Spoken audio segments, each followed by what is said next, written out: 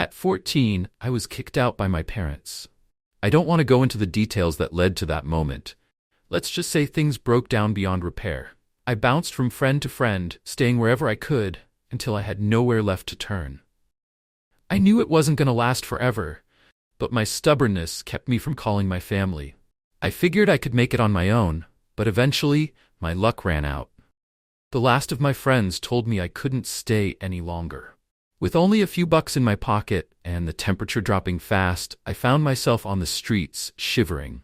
By some stroke of luck, I found an old, rundown building. It wasn't much, but it kept the wind off me. I didn't know what else to do. School was my only option to stay warm and at least get a few scraps of food from other kids' lunches. The gas station let me get free hot water. If I could scrape together enough change, maybe I'd treat myself to some instant noodles. I spent a few days following the same routine, using the school showers and hoping my friend's parents wouldn't find out about me crashing at his place to clean my clothes. I felt like I was barely scraping by, but I could survive this way. My friends urged me to go back home, but I refused. In my mind, freezing on the streets was a better fate than going back to a place where I felt unloved. They argued that living on the streets was dangerous, that I could be robbed or worse, but I still wouldn't budge. The truth was, I didn't have anywhere else to go. Then, the cold hit harder. It dropped below freezing. My friends helped as best as they could. A too small jacket, extra socks, and mittens they found lying around. But none of it was enough. When I found my way back to the old building that night, I was already shivering. The sun hadn't set yet, and I was wrapped in every layer of clothing I owned, but it wasn't enough. I tried to sleep on the cold ground, my backpack serving as my pillow, but my body shook uncontrollably. The problem was, other people knew about places like this. The homeless population had their own spots, and some of them were dangerous. I wasn't naive enough to think I could hang out with them without a fight. It was hard not to feel bad for some of them, people who were also stuck in a life they couldn't control, but I knew better than to trust anyone. I'd rather freeze than get stabbed over a pair of shoes. Still, the cold gnawed at me, each breath visible in the air, my fingers and toes numb from the chill. I tried to block out the pain and the hunger, but all I could think about was how I ended up here. How it felt like I was better off freezing than going back home. My anger towards my parents only grew. I tried to be good, but nothing I did ever seemed to matter. They pushed me to this point, and now I was paying for it. I could barely hold myself together. My chest hurt from the shaking. I didn't know how much longer I could last. Then I heard it, the soft tap, tap, tapping sound echoing through the darkness of the building. My mind scrambled to place it. My body was too weak to move, too tired to think straight. The sound came closer, closer until I felt something warm brush against my face. I didn't have the strength to open my eyes, but my mind raced with panic. It sounded like dog claws on the floor, but what was it? My brain tried to focus, but everything was fading in and out. The next thing I knew, I passed out from exhaustion, my body too cold and broken to stay conscious. When I woke up again, I couldn't breathe. Something was crushing me. My vision was blurred, and I felt an odd, hot warmth surrounding me. I struggled to move, but I couldn't. My arm was pinned under something. I felt fur, something rough, surrounding me. Panic flooded my mind. Had a wild animal found me? A bear? Maybe? I couldn't breathe, and the warmth wasn't comforting. It felt wrong, unnatural. The pressure behind my eyes worsened. I was burning up, yet freezing cold. I drifted in and out of consciousness, the heavy, rhythmic breathing of the creature holding me down. Was it trying to protect me from the cold? Or was I just its prey? When I woke up again, the pain hit me like a freight train. I was sick, but more than that, I was scared. The situation was dire. If I was loud, I risked drawing attention from whoever else was around. I had to be quiet, but I couldn't help coughing, my chest heavy with the weight of illness and exhaustion. The only thing I could hope for now was a rescue. A cop or a security guard, someone who might help me before I was dragged back to the hell I'd escaped. I couldn't move that day. Fever chills shook me to the bone. Every movement brought a sharp pain. I had some water, but I couldn't keep it down no matter how hard I tried. If only I could move and find a payphone to call for help, but I was too weak to do anything. Lying on the cold cement floor, drifting in and out of sleep, I noticed something strange. Deep grooves in the floor, almost like massive claw marks, appeared in front of me. They hadn't been there before. It was terrifying. As the sun set and the temperature dropped even further, I heard that familiar sound again. Tap, tap, tap, the sound of claws on a hard surface. I was too scared to open my eyes, even though I was awake. Pretending to be asleep, I felt the same creature that had kept me warm the previous night curl around me again. It was huge, covered in dark, long fur, but no animal I knew of matched its description. Maybe it was just a hallucination from the fever, but one thing was clear: it kept me warm, despite how terrifying it was. When I woke up again, the creature was gone, leaving more claw marks on the floor. I felt well enough to move and packed my things as quickly as I could manage in the dawn light. That's when I was discovered. A pair of men dressed in ragged layers entered through the same broken door I had used. They didn't make a move right away, watching me, trying to decide what to do based on my actions. They either wanted my spot or something I couldn't give. I looked around for a way to escape. The building was probably meant to be an office, but it was unfinished. I was on the second floor. The windows were either broken or missing. Jumping out might not kill me, but the only way down was through the two men. I decided to make a run for it, hoping they wouldn't notice me until it was too late. I only took a few steps before one of them grabbed my backpack, pulling me to the ground. I screamed, trying to get free, but his hands were pulling at my clothes, trying to take whatever they could.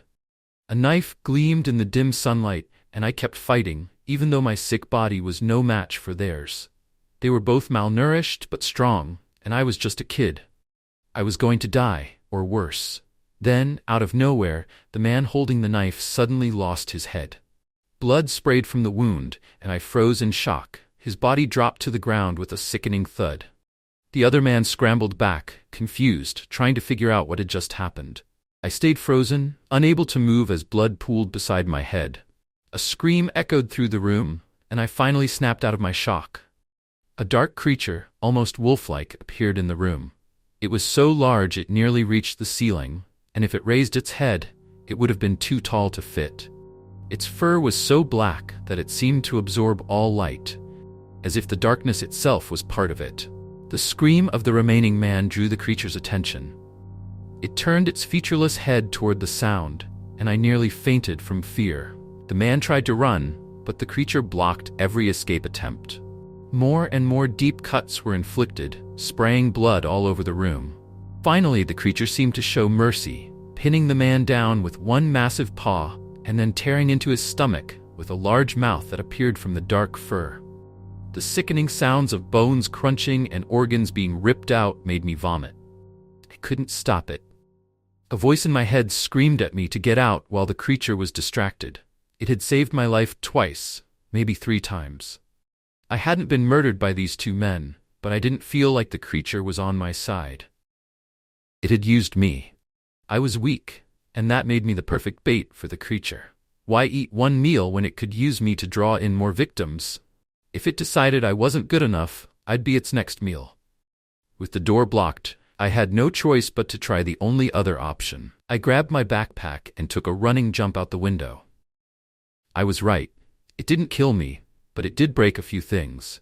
The impact knocked the air out of my lungs, and I felt a sharp pain in my ribs. I got up, struggling to breathe, and hobbled my way to a nearby gas station, still in such shock that I wasn't fully aware of how badly I was hurt. I just needed to get somewhere safe. The attendant saw me stumbling and immediately called for an ambulance. I collapsed before I could even explain what had happened. I tried telling them about the creature and the 2 dead men. But when the cops arrived, they found no signs of anyone being killed in the building. No blood, no bodies. Only the claw marks on the floor and the jacket I had left behind. They assumed I'd been hallucinating, probably because of the fever. They thought I must have seen the marks, and the vivid dream I'd had made me panic and jump out the window. My parents were called in, and they got in trouble for letting me sleep on the streets. It wasn't the first time they'd been reprimanded for neglect, but even then, I barely felt anything when they got scolded. The strangest part? No one at my school knew what I had been going through. My friends should have said something, but they were too scared. Too scared of what might happen to me if anyone found out. They'd heard so many horror stories about foster care that they didn't want to risk getting me involved with the system. In the end, I moved in with my aunt. It wasn't perfect, but she was a lot better than my parents. I still barely speak with them, though. It's like there's a wall between us now, one I never know how to break down. To this day, I don't know what exactly I came across in that building. Part of me wants to thank that creature for keeping me alive. Even though it used me as bait, I never would have made it out without it. And after everything, I learned to appreciate the simple things, like a warm bed, a safe roof over my head, and a quiet night. Of course, now it's my aunt's 2 large dogs who take up most of my bed most nights, making it nearly impossible to sleep. But that's a small price to pay, I guess. I'll take their constant shifting and barking over the alternative any day. After my parents moved us to a new town, I found myself forced to start over. Again. It was my final year of high school, and I didn't know a single person. But eventually, I fell in with a group of kids who spent their time exploring abandoned places and smoking weed. It wasn't ideal, but it beat being the new kid with no friends at all. One day, while riding my bike, I stumbled upon an old house at the end of a deserted dirt road, barely visible between the trees. I knew I had to check it out. The next day at lunch, I told my friends about it. "We'll go tonight," Mike grinned. "Steve's got a knack for finding the weirdest stuff," Howie said, not even looking up from his tray. "Remember the time you found that underground tunnel at the old asylum?" "Yeah," I chuckled. "That was something else. But this house? It was going to be far stranger than anything I'd found before." By the time night came, 4 of us headed out. Mike was always the leader, mostly because he had a car. His parents were wealthier than mine, and for his 16th birthday, they'd bought him a Cadillac. Mike was also the biggest of us, towering over 6 feet tall. Howie, on the other hand, was short and a little chubby, always cracking jokes and getting into trouble. But he was fun to have around, always in a good mood, always trying to keep everyone laughing. Then there was Lillian, the smartest of the group. She came along sometimes, always dressed in goth clothing. This week, her hair was dyed jet black with red streaks, but I knew next week it'd be something completely different. We pulled up in front of the house, and Mike squinted through the windshield. "Holy shit, that place is huge," he muttered. I couldn't see much in the dark except for the looming outline of the house. The others didn't speak, just stared at it in silence.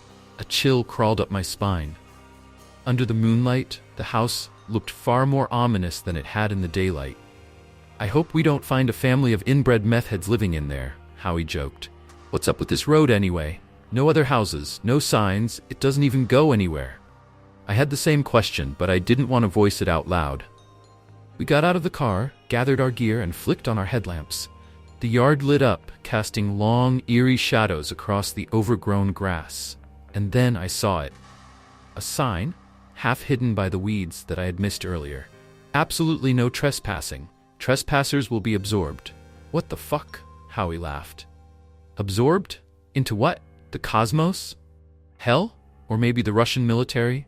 I glanced around uneasily. The hairs on my neck stood up. In the woods beside the house, I caught a brief flash of white eyes, low to the ground. Whatever it was disappeared the moment I swung my headlamp toward it. Probably a possum, I convinced myself. "That sign's probably just some stupid prank," Mike said, giving Howie a shove. "Why don't you go first, Motormouth?" Howie paused, a flicker of concern crossing his face. But then, with a shrug, he turned and headed toward the house. We followed closely behind him. I stayed next to Lillian. "You grew up here, right?" I asked her quietly. She nodded. "Yeah," she said, pushing a strand of black hair behind her ear.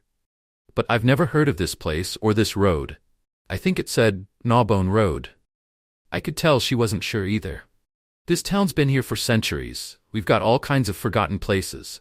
One time, before you moved here, we found an entire graveyard deep in the woods. The trees had nearly swallowed it whole, but there were still dozens of old tombstones. No trail to it. It was like it had been completely abandoned and forgotten."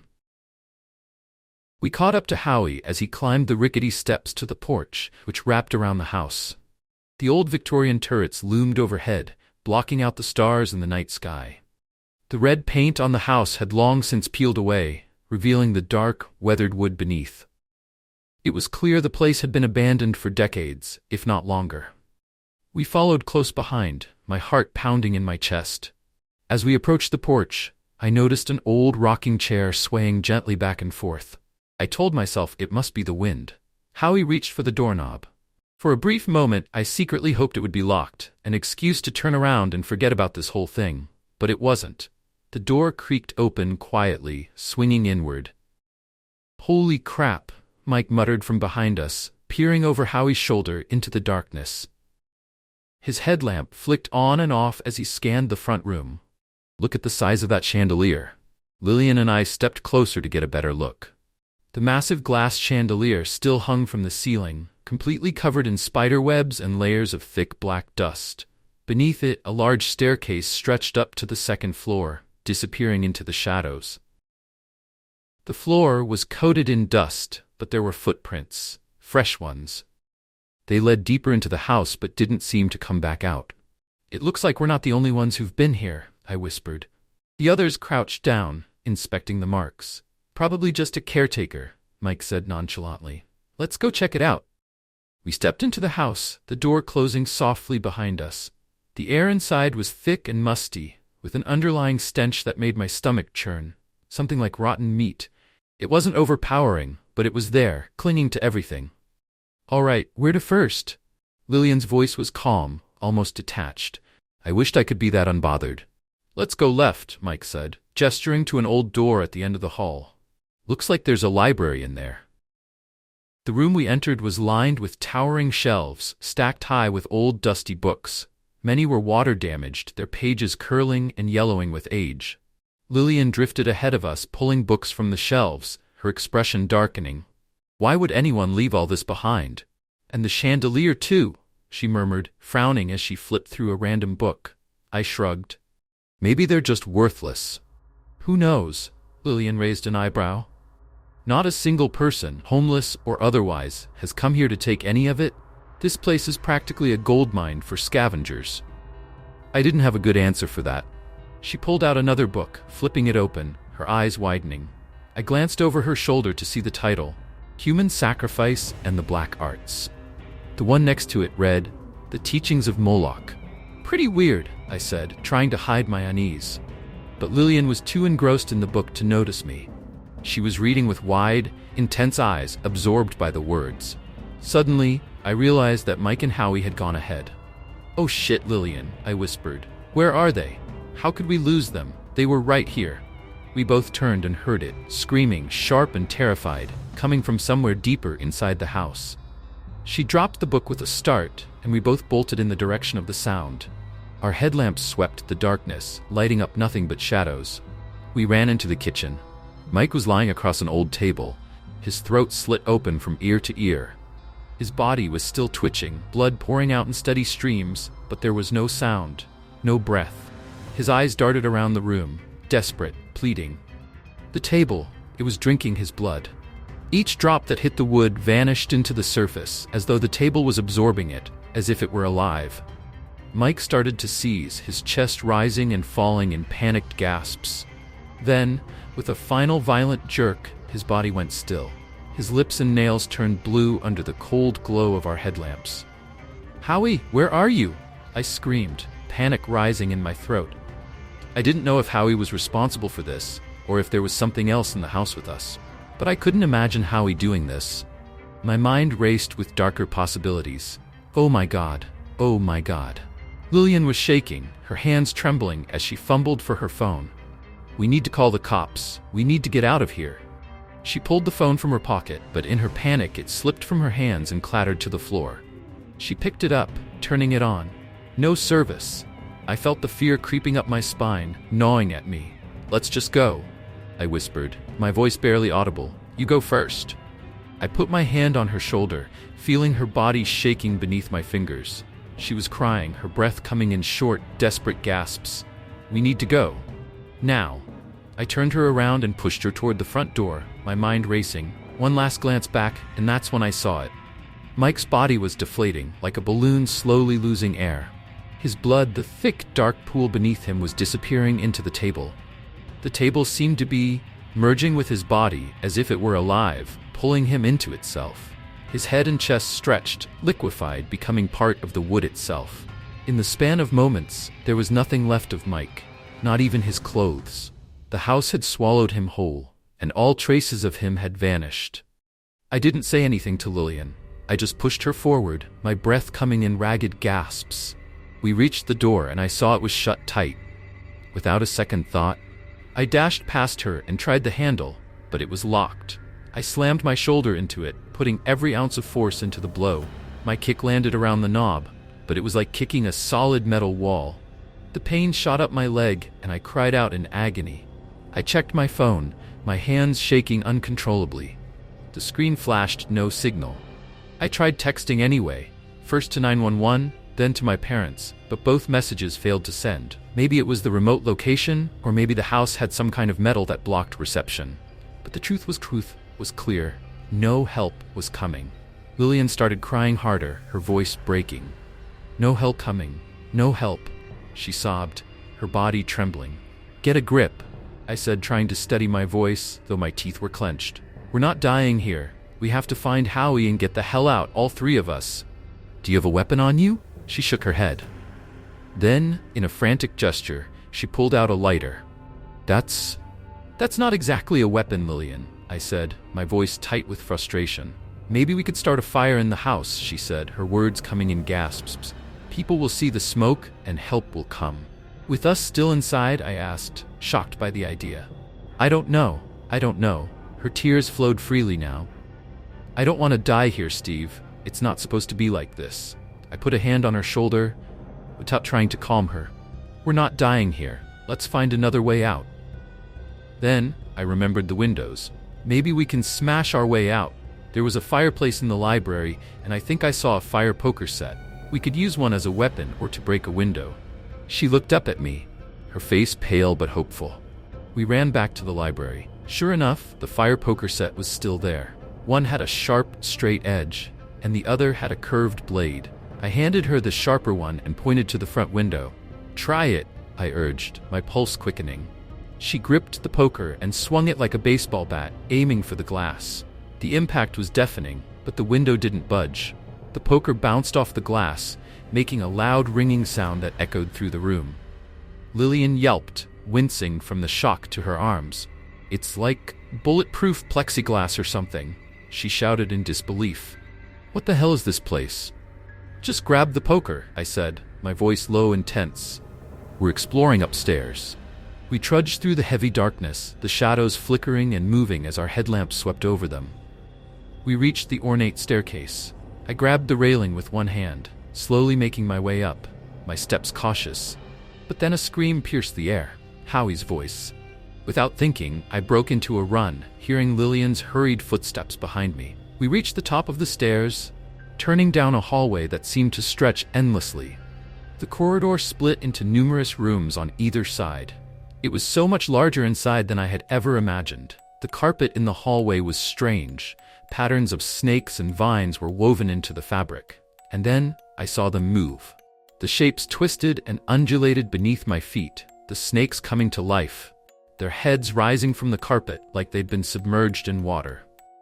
Their eyes glowed in the light of our headlamps, their tongues flicking as they hissed in unison. Panic seized me. There was no way we could get past them. I spun around, stumbling down the stairs in a mad rush to escape. But I lost my footing. My legs slammed into the wood of the stairs, sending a sharp bolt of pain through my body as I caught the handrail to steady myself. I looked back.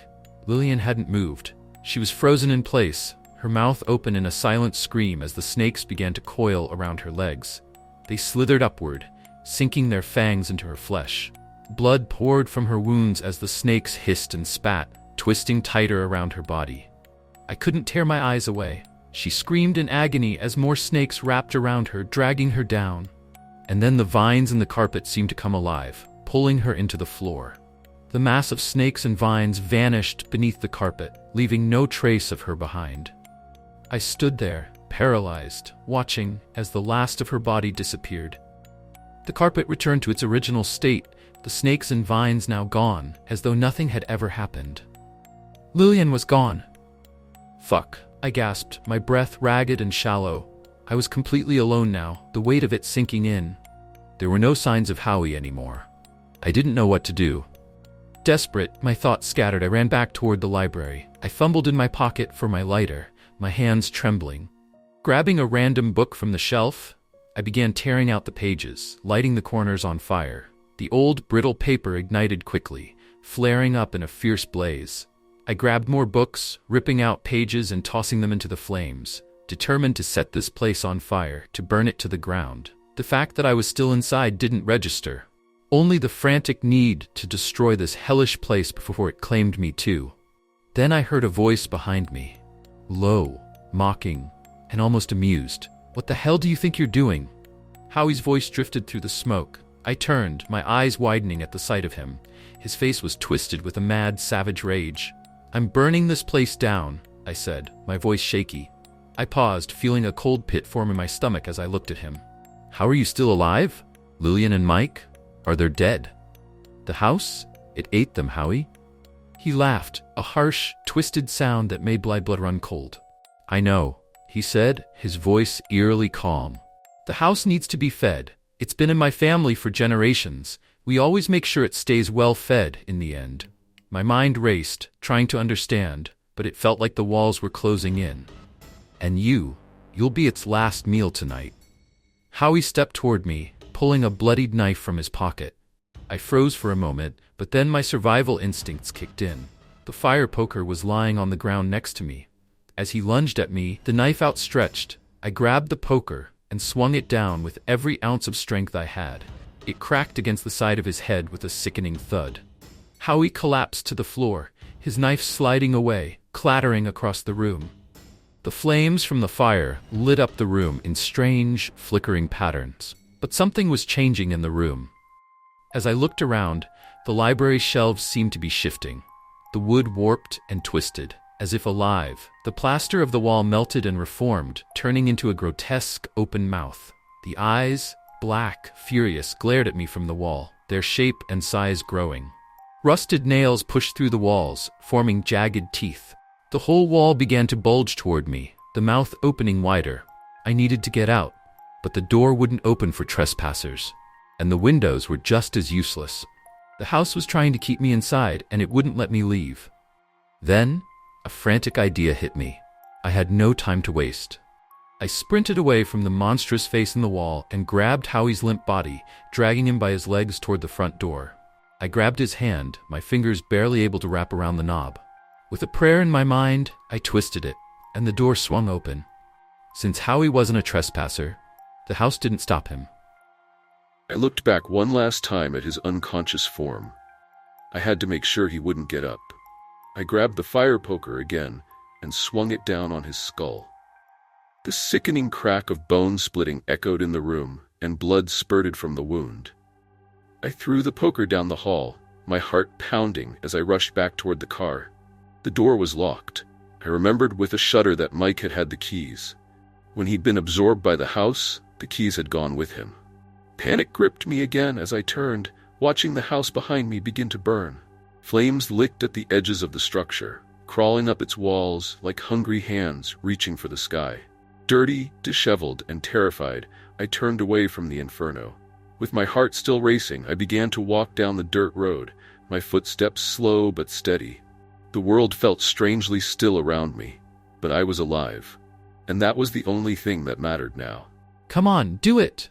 Aaron shouted, urging me forward as I hesitated at the base of the old porch steps. Just go in. Don't be such a wimp. Danielle, arms crossed, was behind him, smirking. They're too scared to go in, she said, her voice dripping with that all-too-familiar arrogance. Not going in by myself, I retorted, eyeing the old two-story house warily. If I'm going to get asbestos poisoning, one of you is coming with me. This place has asbestos? Aaron asked, blinking in confusion. Danielle rolled her eyes and let out an exaggerated sigh, clearly used to her brother's lack of comprehension. This house hasn't had anyone living in it for 50 years, she replied, sounding as if she was reciting a well-known fact. No one can sell it, and no one wants to tear it down. It's just been sitting here, rotting. I took in the sight of the rundown house. Half the porch steps were broken, and one of the upper windows was shattered, giving the place an eerie, abandoned look. Even the front door was slightly ajar, and a cold October breeze whispered through the cracks, sending a shiver down my spine.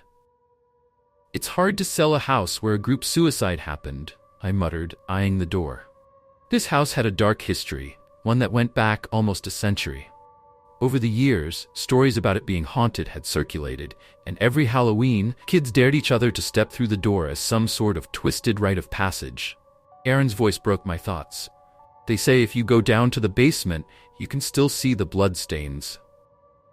His eyes glinted with excitement, but I wasn't sure if it was from the ghost stories or just the thrill of doing something dangerous. "Then you go," Danielle shot back, nudging him forward. Aaron shrugged and stepped up beside me. "I'll go if you go," he said, raising an eyebrow as he looked at me. I hesitated but finally sighed. "Fine. But if we're getting exposure to toxic mold, we're all getting it." We started up the rickety steps which creaked and groaned under our weight. I stepped gingerly, testing each step before moving forward. It wasn't the stairs I was worried about, it was the fact that the whole house felt like it was ready to collapse. "Careful," I said as Aaron's foot went through one of the rotten steps. His foot disappeared into the hole, and I quickly reached out, grabbing his arm to keep him from falling through completely. He let out a low whistle and pulled himself free, brushing off the dust. "Damn, that was close. Thanks." As we made our way to the door, I hesitated again. The wind picked up, and with a creak, the door swung open just a little wider, like it was inviting us in. Inside, the hallway stretched out, bathed in the dim, yellow light from a flickering bulb. The wallpaper hung in tatters, curling at the edges like sunburnt skin. There was something unsettling about the house, a sort of timeless, forgotten feeling. "You know, the cuckoo clock and this peeling wallpaper make for a great haunted house aesthetic," Aaron joked, but his voice faltered when we stepped inside. The air felt thick, as if the house itself was holding its breath. I flicked on my phone's flashlight.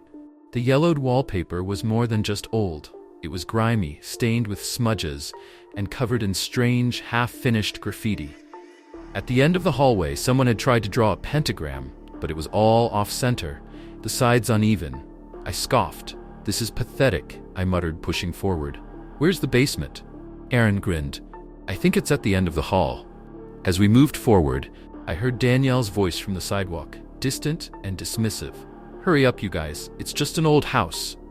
But as I turned to look back at her, I froze. "Aaron," I whispered, voice barely audible. "What?" he asked, but then he stopped too, his eyes locking with mine. At the end of the hallway, a tall figure stood just around the corner.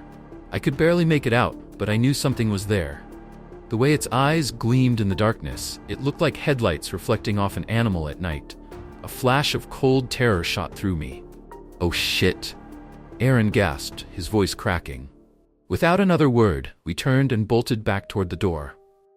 We ran as fast as we could, Aaron nearly tripping on the broken step again, but he managed to catch himself. As we reached the porch, Danielle stood there, looking at us with a raised eyebrow. "That was quick," she remarked, completely unimpressed. "You saw it?" I asked breathlessly, looking at Aaron for confirmation. He nodded slowly. "We both saw it. There was something in there." Danielle scoffed, rolling her eyes. "Oh please, you guys are just messing with me. Probably just freaked yourselves out." "No, really," Aaron pleaded, his face pale. "We're not joking. There was something in there, watching us." Danielle crossed her arms, unimpressed. "You guys are wimps. I'm going in." With that, she marched up the steps, phone light flicking on as she stepped through the door. "Watch. There's nothing here." We both stood frozen, watching her as she entered. A few moments later, we saw her phone light sweep across the hallway, her voice drifting back to us. "Wrong. Nothing here. You guys are both." Her words were cut off by a scream. The phone light flickered once, then disappeared into the darkness. "Danielle!" we both shouted, rushing toward the door. But it was too late. We both ran back up the steps, frantically switching on our flashlights and scanning the dark hallway. My voice trembled as I called out, "Danielle?" But the figure at the end of the hall was gone. All that remained was the peeling wallpaper, its edges curling like old paper in the wind. We pressed on, cautiously moving deeper into the house, trying to locate her. There was only one door on our path, and we stopped in front of it. The room inside was almost pitch black, save for a thin beam of sunlight coming through a cracked window, casting light on the corner. It almost looked like someone was sitting there. But when I shone my flashlight over the corner, I saw only a chair. I cursed under my breath. Really? Falling for the haunted house cliché? Danny, Aaron shouted, louder this time. His voice echoed off the walls as we slowly crept past the room and reached the end of the hallway. We hesitated for a moment before peeking around the corner. Aitz! Something flew out at Aaron with a terrifying screech, knocking him into the wall. I jumped back, heart racing, just barely avoiding whatever it was. And then, laughter. Laughter that cut through the air like a knife. Damn it, Danny, Aaron shouted, leaning against the wall, the peeling wallpaper now curling around his shoulders like the fingers of an unseen hand. Through the dim light, I could see her standing at the other end of the hallway, holding a mannequin head with a mask on it.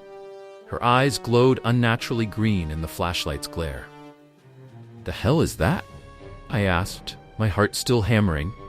Guess this is what scared the crap out of you two. Danny was still laughing, holding the mask up like a trophy. We could see the tape at the base of it, holding it on the wall. Honestly, it's not a bad idea for scaring people. You're the worst sister ever, Aaron muttered, shaking his head as he turned to head back to the front door. I thought you were going to the basement? Danny teased, blocking his way with a smug grin. I could only roll my eyes, too exhausted by their constant sibling bickering to care. Can we please just go home? Aaron groaned, turning back to face her. But Danny just crossed her arms and leaned back against the wall, staring him down. Guess you're just not brave enough, she smirked. Maybe I should tell Kelsey Berry how you screamed when a mask flew at you. Aaron's face turned red, and he rolled his eyes toward the ceiling, clearly fed up. Fine. Where the hell is it? Danny shrugged, still leaning against the wall. I don't know. Let's just go. I'm not screwing around. She pushed herself off the wall, but when she tried to move further, something strange happened. The wallpaper around her seemed to stick, curling in a way that made it look like fingers were reaching out to grab her. What the? Danny? I said, stepping closer. But she was still struggling to break free, pushing harder against the wall, panic creeping into her voice. It won't let me go. Aaron, help, she cried out, her voice rising in fear. Aaron rushed to her side, grabbing her arm, but the wall wouldn't release her. I joined him, grabbing her other arm. It felt like we were playing tug-of-war with the house itself, but we couldn't pull her free. And then, everything seemed to go wrong. The wallpaper twisted violently, as if it had come alive, yanking Danny deeper into the wall. I swear I saw dozens of hands, skeletal and warped, reaching from within the peeling surface. Her scream was cut off abruptly, leaving the air thick with a suffocating silence. Aaron and I were thrown back into the wall with a sickening thud, the wallpaper closing in around us. We scrambled to our feet, looking in horror at the spot where Danny had been, but now there was only an empty space, no sign of her at all. Where did she go? Aaron gasped, his voice shaking as he turned to me. She couldn't just disappear, right? Just like that? Hey, calm down, I said, trying to steady my own breathing. We'll find her. She's got to be around here somewhere. Maybe she fell through a hole in the wallpaper or something. I started feeling along the wall, my fingers brushing against the cold, smooth surface, trying to find any sign of an opening or a tear, but all I found was solid wood and drywall. Nothing. Aaron! Danny's voice echoed from somewhere deeper in the house, faint but clear. We have to find her, Aaron shouted, his fear intensifying. We turned and rushed down the hallway, following the sound of her voice. Danny! Aaron yelled, flashing his light around. The hall split off ahead, revealing a set of stairs descending into darkness. Aaron! Danny called again, her voice coming from below, still faint but unmistakable. Guess we found the basement, Aaron muttered grimly as we headed toward the stairs. He wasted no time, charging down them and slamming through the door at the bottom. Danielle? He shouted, voice strained with worry. I followed right behind him, bursting into the small, dank room. The air was thick with dust, and my light swept over the strange scene before us. There was no sign of Danny. Not yet, at least. But that wasn't what caught my attention. "What the hell is this?" I asked, my voice shaking. There, in the middle of the room, was a large pit in the concrete floor, and surrounding it, corpses. Their bodies were not fresh, not preserved. They were mutilated, their flesh decayed as if they had been submerged in something corrosive. Some of their eyes were missing, others frozen in grotesque expressions, mouths agape in silent screams. Aaron froze, staring at the pit in disbelief, too horrified to speak. His flashlight flickered across the bodies, and my heart dropped. Some of the corpses were lying in odd, twisted positions, as if they had been dumped there carelessly. "Aaron," I whispered, still processing what I was seeing. "Those aren't bloodstains," I said, my voice barely audible as I took a step forward. "The bodies, they were wrong." "What is this?" I repeated, the words failing to make any sense. "Aaron," the voice, Danielle's voice, came again, but it was weaker now, more distant. It was coming from the pit. Aaron turned to me, his face etched with urgency, expecting me to look in. My stomach twisted with dread, and I shook my head, my eyes wide in horror. He let out a deep, steadying breath before picking himself up, turning toward the pit and inching closer. His flashlight beam cut through the darkness, landing on the grotesque, bloodied corpses that surrounded the hole. The faintest sound reached our ears, Danielle's voice, barely audible but unmistakable. "Aaron." His name echoed again, but now it was mixed with something else, a sound growing louder, rising from the depths of the pit. At first it was just a shrill whistle, but then it turned into a deafening crescendo, a chorus of screams. Thousands, if not millions, of voices joined together in one agonizing harmony. The air became thick with the sound of pain, suffering, and despair, crashing into each other in a way that felt almost like it was ripping me apart from the inside out. Aaron didn't seem to hear it, or maybe he did, but he didn't care. He was shouting louder, his voice a desperate plea to his sister. Danny, are you down there? We can get you out." But the screams around him only grew, deafening in their intensity. I felt an icy grip tighten around my chest, but Aaron ignored it, getting closer to the edge of the pit. I shouted to him, my own voice barely rising above the chaos. "Do you see her?" He turned to look at me, shaking his head with a look of helplessness that struck deep into my heart. "Danielle, we're going to call someone to help." His words were cut off by a sudden movement, a flash of motion in the crowd of bodies surrounding the pit. Then, before I could react, the corpses sprang to life. They surged forward, their decaying hands grabbing onto Aaron, pulling him into their rotting mass. The screams of the dead mixed with his, and the horrific sound of bones snapping and flesh tearing filled the air. I watched in a mix of horror and disbelief as the lifeless bodies, their flesh hanging in tatters, grabbed him. Some of them were missing limbs, others had their skin flayed, exposing raw, bloody muscle. Yet their eyes, those eyes, burned with something far worse than death. Aaron fought against them, but his screams only seemed to feed the chaos around him. His voice joined the cacophony as the bodies lifted him off the ground, holding him above their heads like a rag doll. "Help, help," he cried, but no one was there to answer. I was frozen in place, watching in horror as they tossed him over the edge of the pit. His body disappeared into the depths with a sickening thud, the noise swallowed by the terrible shrieking of the pit. Then, just as quickly, the bodies turned back toward me, their bloodshot eyes now focusing on me with an eerie, malevolent purpose. My flashlight flickered, casting wild shadows on their mutilated faces, revealing eyes that glowed with a terrible fire, eyes filled with a hatred, a torment, a suffering that could only come from souls trapped in agony. I snapped out of my trance, panic surged through me, and I turned, running through the basement door. The sound of the screams followed me, relentless, but I didn't stop. I could hear the creaking of their footsteps behind me, their cold hands just a moment away from grabbing me. I raced up the stairs, my heart pounding in my chest. My breath was ragged as I pushed myself harder, willing my legs to carry me faster.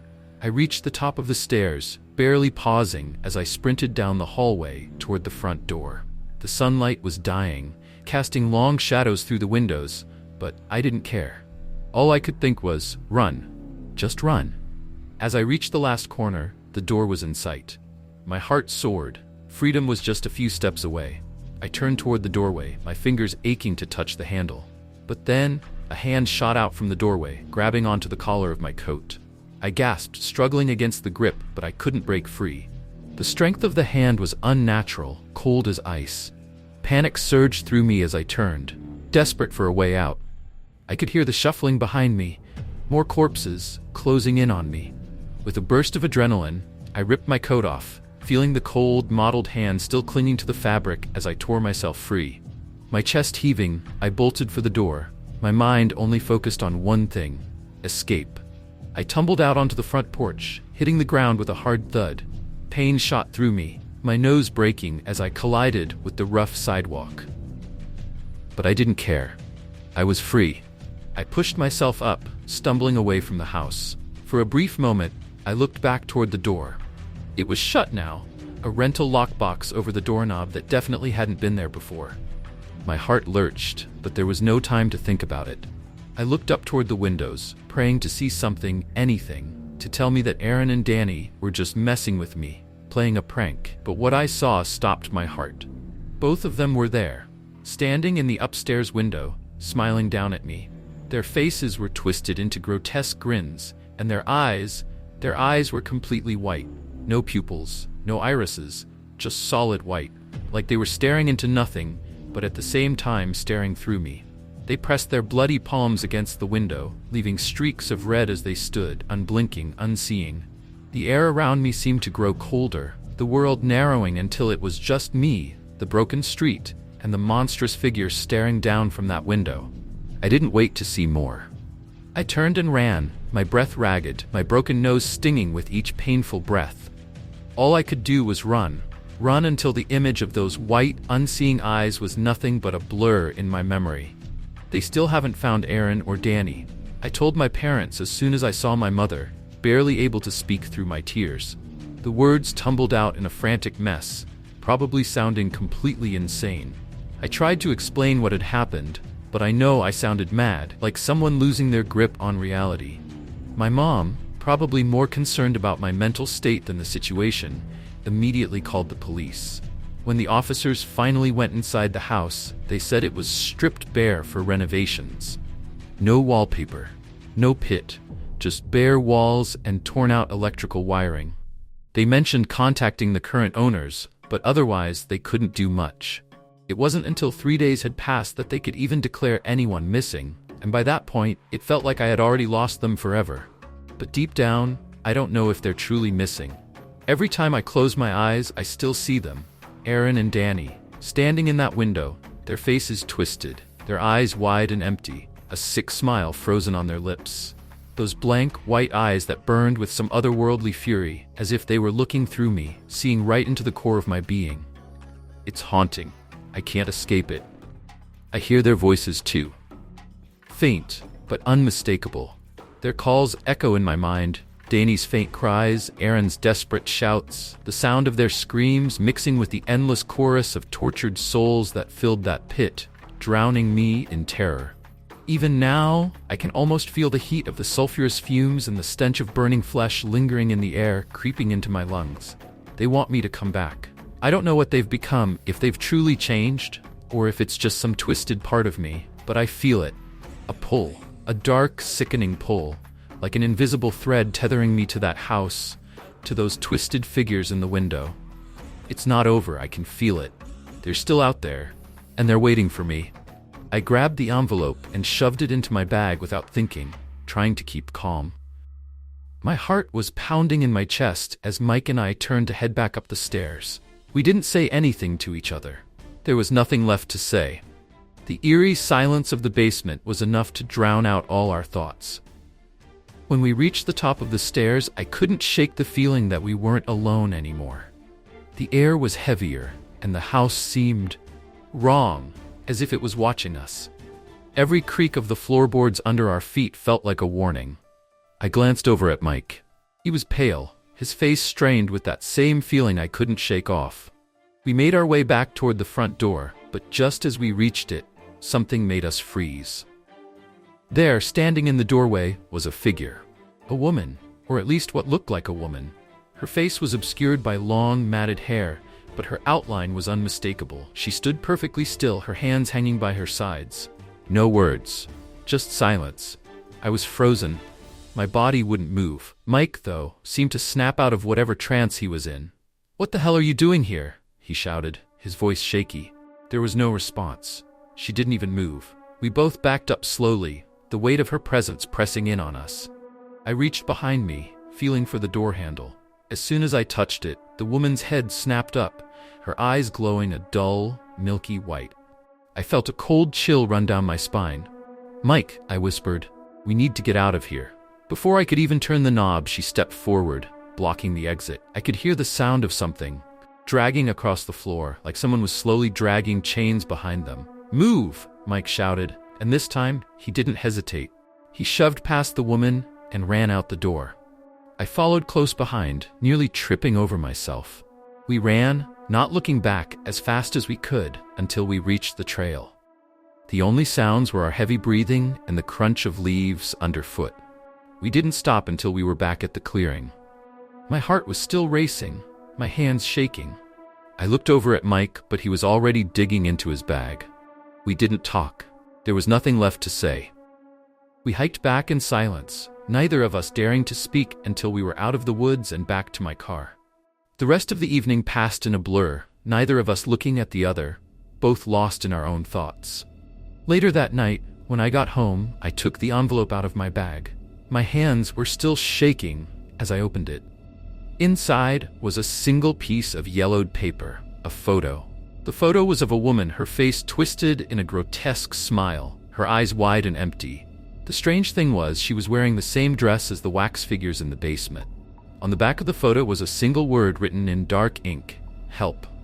The chilling note lay heavy in my hands as I read through the twisted words, a sense of dread sinking deep into my chest. I could barely comprehend what I had just read. This wasn't just some random collection. It was a grotesque museum of death, a perverse tribute to the man's warped view of beauty. Each piece in his collection was a person frozen in time, their lives stolen, their bodies distorted into an everlasting mockery of elegance. Mike and I sat in complete silence, the weight of the note hanging between us, pressing down like the thick forest air we had just escaped. I could hear the thudding of my heart in my ears, trying to process the disturbing story. The house, the dolls, the wax-like figures. It all made sense now, though the understanding only deepened the horror. "I told you we shouldn't have gone in there," Mike finally whispered, his voice a ghost of its usual tone. His eyes were wide, his face pale, and I could tell the shock hadn't worn off. I didn't respond right away. The thought of that collection still clung to my mind, vivid and grotesque. How could anyone do something like that? How could someone live in the shadow of death so willingly? I thought about the wax figures we had found in the basement, their faces forever frozen in expressions of horror and pain. Were they all once like the girl in the note? Were they once living, breathing people? "We need to report this," I said, my voice shaky but determined. "We can't just let this go. We have to tell someone." Mike hesitated, his eyes darting to the rearview mirror as if expecting someone, or something, to be there. "What if he's still out there? What if he's watching us?" The question made me feel sick, but I couldn't deny the unsettling truth that the collector could still be out there. In fact, the idea that he might be watching us, tracking us, was a possibility that gnawed at the back of my mind. I shoved the note back into my pocket and started the car, the engine sputtering to life as the night air cooled my skin. The eerie silence of the forest was still hanging over us, its shadows far too close, and the knowledge that we had unwittingly crossed paths with something far darker than we could have ever imagined made my skin crawl. "We're getting out of here," I said, gripping the steering wheel with white knuckles. "We'll call the police from town. They'll have to believe us, but we can't go back there." Mike didn't argue. We both knew the truth. We had barely escaped with our lives, but the thought of what we'd uncovered haunted me. The note, the house, the entire twisted collection. It was a nightmare that wasn't over yet. As we drove away from the forest, I glanced at Mike. His face was ashen, his eyes reflecting the horror that was far from fading. We'd left the house behind, but we hadn't escaped the terror it contained. The journey wasn't over. The days that followed were a blur of frustration and disbelief. We handed over the note to the authorities, hoping it would be the key to unraveling the mystery of that house, that grotesque collection. They scoured the forest, combing through every trail, searching every inch of land we'd walked through. They followed every lead, every bit of evidence we could provide. Yet, all they found were miles of trees, underbrush, and silence. No house, no signs of a former residence. Nothing. It was as if the entire place had vanished into thin air, swallowed up by the woods, leaving only the lingering dread in our minds. At first, they listened, took us seriously, but after days turned into weeks with no results, I could see the shift. They began to treat us like we were crazy, like this was all just some sick, twisted prank. The way they looked at us, the skepticism in their eyes, was worse than the horror of the house itself. They probably thought we were just trying to pull some stunt to get attention, and the more we pressed, the more I could sense their doubt. And still, we knew what we had seen. The note, the wax figures, the chilling realization that something far more sinister had been lurking in those woods. The terror hadn't been some figment of our imagination. It was real. But the authorities were convinced otherwise, and the deeper we pushed, the more we risked being labeled as liars or, worse, mentally unstable. We didn't talk about it after that. Not a single word. Mike and I went our separate ways, the bond of our friendship shattered by the weight of what we had witnessed. We stayed as far away from the forest as possible, and it wasn't long before we both started avoiding the subject altogether. The memories of the house, of the mannequins frozen in eternal horror, haunted us in the quiet moments of our lives, but we buried it all as best we could. But deep down, I couldn't shake the feeling that someone out there knew exactly what had happened. Someone who had been involved, maybe the collector's family, maybe an accomplice. That house didn't lock itself up. It didn't board itself up and leave all that twisted evidence behind. There had to be someone else, someone who didn't want that place found. Maybe they were still out there, still hiding in the shadows, making sure no one ever uncovered the truth. I didn't want to think about it anymore, to be honest. I didn't want to keep digging. The more I thought about it, the worse it became. The idea that whatever was in that house was still there, waiting, preserved in the dark recesses of the forest, made my stomach turn. I would rather forget it all. Move on. Pretend it never happened. But every now and then, I can't help but wonder. I need to start by saying that this was a completely reckless idea, and I regret it deeply. I feel terrible for dragging my friends into it. You don't need to point out how stupid I was in the comments. I'm painfully aware of it. In 2010, when I was 15, I got really into urban exploration photography.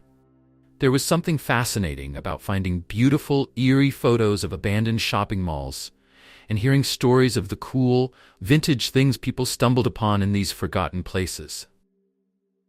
At first, I thought about visiting some well-known local spots, like the abandoned Larndell Mental Asylum. It was infamous for its spooky atmosphere, and the internet was full of creepy stories about paranormal occurrences there. But just a week before my best friend, A, her boyfriend G, and I were planning our trip, I ran into an acquaintance S at a party. She warned me against going to the asylum. She shared a story about how she and her cousins had visited there once. It was a dark, quiet night, and they were the only ones there. As they explored the upstairs, one of her cousins suddenly felt this powerful force pulling him toward a room. Just before he could open the door, the floor gave way beneath him, and he fell through, badly slashing his wrist. He almost bled out right there. She said she'd never go back to any place like that again. But if I found a cool house, she'd be interested. At the time, I thought, no way am I going to that asylum. I brushed the idea aside and forgot about it, until I found the house. It happened one afternoon when I decided to take a different route on my bike ride. I ended up following a narrow, strange path that led me to an unfamiliar park. I was completely disoriented, like I had wandered into a part of my own suburb I didn't even recognize. I kept riding through the park, hoping to find a water fountain, and eventually came across this long path that led to a towering stone wall covered in thick, dead vines.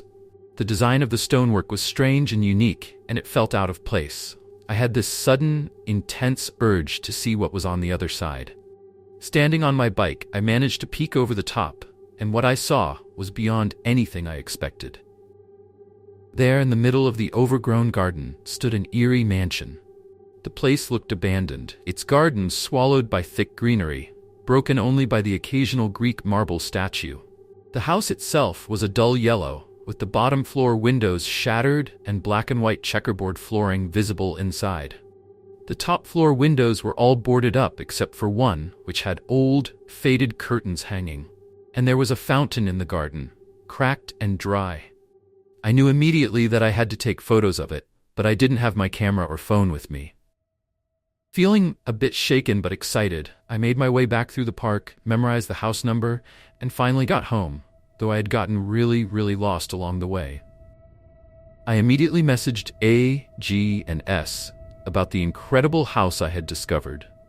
A was thrilled. She had been wanting to start a blog about our urban explorations, where she would write, I would take the photos, and G was pumped because he loved horror movies and wanted to film the whole thing. S, on the other hand, wasn't too enthusiastic. She mentioned that the statues seemed creepy, but after some convincing, she agreed to come along. We made plans to go that Saturday night. G wanted to film at night, and we figured it was better to go then to avoid being seen by anyone in the park. We'd meet at A's house, and G would borrow his dad's trailer to bring a ladder so we could scale the stone wall. Saturday night finally came. I remember feeling nervous because, well, we were breaking into a place. If we got caught, I'd be grounded for life. Still, I showed up at A's house, and soon S and G arrived. We ordered pizza, drank some beer, and hung out for an hour before we were set to leave at midnight. It was a weird mix of excitement and awkwardness. A and S weren't really close friends, S and I barely knew each other, and S and G had never met before. Plus, G was much older than us, hanging out with a bunch of 15-year-old girls. But somehow, it all clicked. We were all just so excited and nervous about the adventure ahead. I remember thinking that the four of us were going to be best friends for life, and our blog would be amazing. We finally left at midnight and made our way to the house number I'd remembered. G parked the ute. But here's where the first problem hit. I had led us down the wrong street. It took us about half an hour to find the park, and G was not happy, lugging that heavy ladder around. When we eventually reached the park, I remember feeling uneasy. It was pitch black. There were no lights on in the park, no street lights. Everything was eerily still and quiet. We started walking, and I was leading the way, though I wasn't even sure I was going in the right direction. The park had a strange vibe at night. It was odd in the day, but now it felt completely isolated, like we were intruding on something forgotten. We finally found the path that led to the wall, but by then, we were way farther from the car than I'd expected. I had cycled here before, but carrying a ladder and a camera was a whole different story. Once we got to the wall, G was getting excited. A was nervous but pumped, and I was feeling the same. S, however, wasn't so sure. As soon as we reached the wall, she said, I have a bad feeling about this. G climbed up first, peeking over and shining his torch. Jesus, those statues are creepy, he muttered, clearly spooked. He sat on top of the wall, and then A went up, followed by me, and finally S. We all sat on the wall, staring down at the overgrown garden, littered with those strange statues. S looked at me, shaking her head. I don't want to do this, she said, but I told her, you can wait here. She was too scared to stay by herself, though, so we pulled the ladder up and climbed down it together. The moment I stepped into that garden, I was hit with a wave of dread, and I could tell the others felt it too. The statues up close were incredibly eerie. They looked almost human, but their faces were wrong, and their features were disproportionate. The way their arms were twisted made them even more unsettling. We didn't speak, we just moved quietly through the garden. G was filming, and I was snapping pictures. When we reached the back door, it was unlocked. That's weird, A said, and we all nodded in agreement. We stepped inside, and the first thing we saw was a huge empty room filled with objects, clearly more statues, all covered with sheets. G pulled a sheet off one, and we all screamed. It was a Greek statue, but with a grotesque, human-like face painted on, grimacing at us. Let's get the hell out of here, A said, but then we noticed that S had stopped in the doorway. I've never felt such bad omens, she whispered. We need to leave. I walked over to her, but G was having none of it. "This is creepy, but it's probably just some local kids messing around. It's a safe neighborhood. Also, I'm filming, we're staying." I didn't want to walk back through the garden without him, so I stayed. S was quietly crying by now, and I could feel my heart racing, my chest tight with fear. We moved deeper into the house, but I was too shaken to take more pictures. We passed room after room, each filled with statues covered by sheets. Then we came to the bottom of a marble staircase. S was visibly shaking, and A was squeezing my hand so tightly it hurt. Even G seemed hesitant, but we started climbing. When we reached the top, it was clear that something was terribly wrong with the house. There were no doors, except one at the end of a long hallway. Every room was filled with bizarre, unsettling furniture. Chairs painted red and piled up in one room, tables that were too high and painted strange colors. It felt off, like the house was designed to unsettle us. We opened one cupboard and I froze. Inside was a horrifying, life-sized mural of some grotesque creature with unnaturally long teeth and fingers. We all screamed in unison. At this point, even G was starting to panic. "Let's check out the last room and get the hell out of here," he said, and we all reluctantly moved toward the door. Inside was a nursery. There was a black crib, old wooden toys scattered around. I think there were puppets, though I can't quite remember, and paintings on the walls.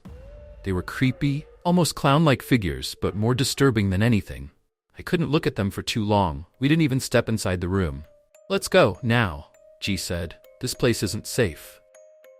We hurried back downstairs, but when we reached the bottom, we froze. Some of the statues had been moved, placed against the wall as though someone had rearranged them. We dropped our stuff and bolted for the door. G kicked it open, and we rushed through the garden toward the wall. I remember the panic rising in my chest as we neared the wall. Then, just as we were almost there, S screamed. We all turned, and I'll never forget what we saw. A light had flicked on in the nursery room. We didn't even hesitate. We scrambled up the wall, leaving the ladder behind.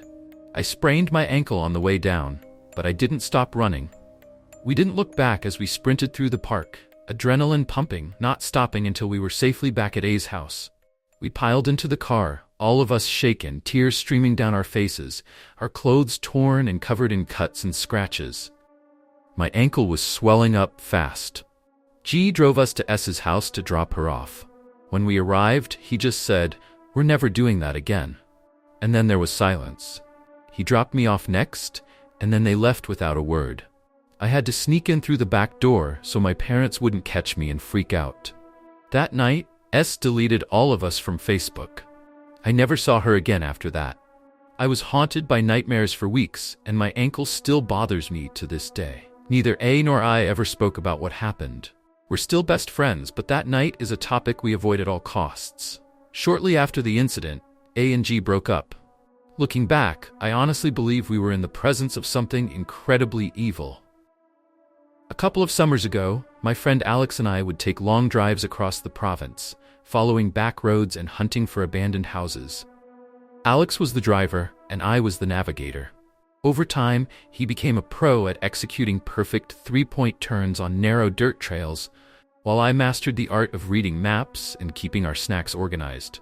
One particular spot, 167 Arbor Road, was about 2 hours from our hometown, near the coast. I still remember the address clearly because, by coincidence, it was located on page 167 of our well-worn Backroads map book. That map was our guide to exploring, and every time we stumbled across an abandoned property, we marked it with a symbol or note. I even drew a little cross on the map after discovering an old, abandoned church.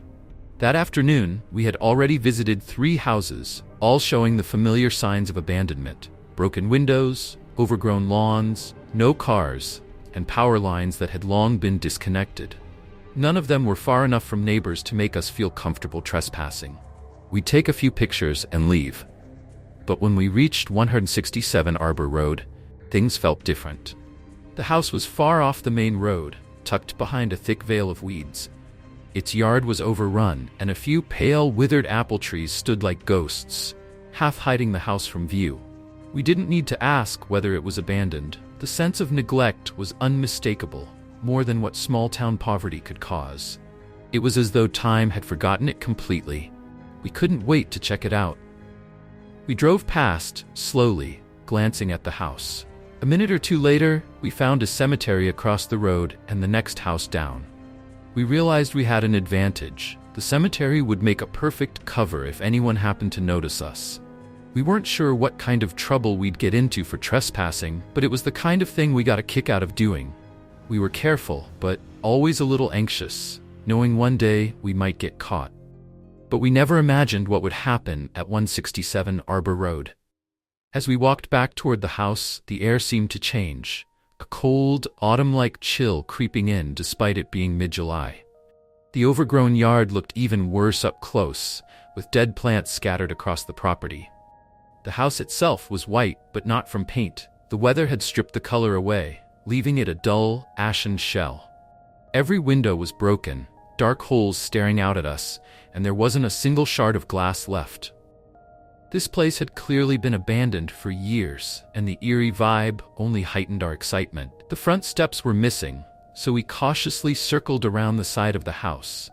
A musty odor clung to the air, and we started to feel like we were being watched.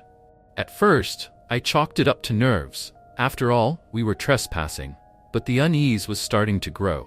We both wanted to push forward, each of us eager for that next great discovery, like the journal I found on my first exploration. We reached a set of wooden doors on the side of the house, leading down into the basement. One door was missing its lower half, revealing an abyss of darkness below. The gloom seemed to swallow any trace of sunlight, as though light had no place in that basement. When we turned into the backyard, the grass here was even longer and more yellowed than the overgrown front yard. It was smaller than I'd expected for a house out in the country, with a tiny shed at the far end of the property, nestled against the trees. Alex, a few steps ahead of me, was moving fast, unbothered by the thorns and nettles that slowed me down. He was wearing thick jeans while I had on khakis. Just as he reached the shed, he froze, then made a quick, violent gesture with his hand. A signal to stop. A warning. I froze mid-step, my foot hanging in the air, staring at his back as he watched the tree line. That's when I heard it. Footsteps. Heavy and deliberate, like something large was moving through the undergrowth. At first, I thought it might be an animal, maybe a bear or a moose. But the rhythm of the rustling, the thuds, and the snapping of twigs felt too much like a human walking toward us. A few seconds later, a second set of footsteps could be heard, a few meters away, and then another from the opposite side of the yard. We stood frozen, staring at the edge of the trees, unable to see through the thick branches. Every moment felt like a countdown to getting caught trespassing. Wild excuses darted through my mind. The footsteps grew closer. Any second now, we'd see the figures step into view, but they didn't. The footsteps stopped, and we waited, breathless, expecting someone to step out of the shadows, to confront us, to speak. And then, in eerie unison, we realized they weren't coming closer at all. The silence that followed was far worse. Without a word, Alex turned and bolted toward me. I didn't need another signal. I sprinted right after him. It took us 3 weeks to summon the courage to return. This time, the weather was different. Gone was the bright summer day. Instead, a dull, pearly white sky stretched overhead, the kind of overcast that doesn't feel like rain, but still weighs on you. We parked next to the graveyard once more, but as we approached 167 Arbor Road, it felt even more menacing. The house sat there like a hollow skull, waiting. This time, we decided to skip the backyard. The oppressive presence of something or someone had been far too much to handle. We headed straight for the front door. The steps were still missing, but it felt like less of an obstacle now. Alex, taller than me, had no problem reaching the door handle. It swung open with an eerie ease, nearly knocking him off balance. He went in first, his footsteps creaking on the old floorboards as he reached down to help me up. The smell hit us immediately. A damp, musty odor, worse than any house we'd been in before. But we were too excited to back down now. Inside, the house was more desolate than any we'd seen. A wide hallway stretched ahead, leading to what looked like a kitchen at the back. Stairs ascended to the second floor, and to either side of us were rooms empty, their purpose unclear. Unlike the other abandoned houses we'd explored, this one had been completely stripped. No furniture, nothing to hint at the lives of its former occupants. As Alex stepped into the hallway, a sound stopped him dead in his tracks. It was like marbles spilling on the floor. He looked down, making a disgusted noise. I followed his gaze, squinting as my eyes adjusted to the dim light. What I'd initially thought were pebbles scattered across the floor were actually small, hardened balls of feces, like deer droppings, but everywhere, covering every inch of the floor. It was like a thick, revolting carpet. The pieces rattled and shifted with every step we took. "We can't stay here," Alex whispered. "Whatever did this, it's been here a long time." I nodded, watching as he made his way toward the stairs, his feet careful as he shuffled through the mess. The stairs creaked under his weight, and I felt a pang of unease. I knew something wasn't right, like we were about to uncover something far worse than we'd bargained for. Step by step, Alex ascended, brushing the dried shit out of his way as he went. From where I stood, I could see part of the second-floor landing. A toppled bookshelf caught my eye, its broken shelves scattered across the floor. But it was the open doorway that drew my attention. Beyond it, I saw something unexpected, a heavy black curtain hanging from a fixture I couldn't quite see. I couldn't remember seeing any curtains from the outside, and the sight of it made my unease spike. Curtains weren't supposed to be frightening, but something about it felt off. The air felt heavy, like I couldn't breathe properly. My eyes kept darting back and forth between Alex's steps and that curtain, which swayed slightly, even though there was no wind. When Alex reached the top of the stairs, I could see the hairs on the back of my neck stand up. I knew something was coming, something that I wasn't ready for. As he looked up from his feet, he started to say something. "What the foo?" Before he was yanked upwards, disappearing in an instant. It wasn't just that he vanished. I wish it had been that simple. No, the curtain. It rushed toward him. One moment he was standing there, and the next he was flying backward, his feet leaving the stairs as he was dragged upwards. I was already sprinting for the door before I even realized what had happened. I tumbled out into the yard, landing hard on my ass, my heart pounding in my chest. I scrambled to my feet, the sting in my tailbone reminding me how hard I had hit the ground, but miraculously I seemed unharmed. From my lowered vantage point outside the front door, I could see Alex's legs, the only part of him still visible. They were so high up, it seemed as if he had passed through the ceiling. His legs flailed and kicked desperately, but there was nothing I could do. I ran past the dead trees, not daring to look back until I reached the edge of the driveway. I wish I hadn't turned around so quickly, but something compelled me. As I glanced back toward the house, my heart stopped. There, in the open door, stood a face. Pale, unnaturally pale, and far too tall, it loomed there, its form cloaked in shadows as though the darkness itself had taken shape. It was staring directly at me, and for a brief, horrifying moment, I thought it might chase me.